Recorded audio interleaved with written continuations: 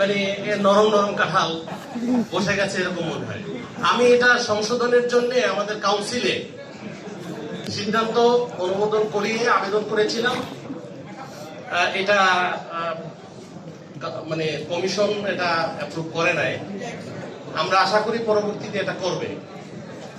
আপনাদের সবাই দৃষ্টি আকর্ষণ করছি।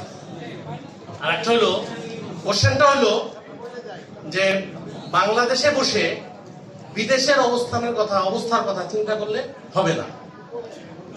আমরা এখানে জিপিও চাইলেই যেতে পারি, কিন্তু ওইখানে যারা কাজ করে ছুটির ব্যাপার আছে, অনেক কিছুর ব্যাপার আছে। শেষ করে দিব অল্পের মধ্যেই। সেটা হলো যে ৫,০০০ ভোট অলরেডি চলে এসছে। আপনি বলেছেন যে এলো ব্যালটটা নিল, সে ওখানে ভোটটা কমপ্লিট করে আবার বক্সে ফেলে দিল, এই ভোটগুলো চলে এসছে।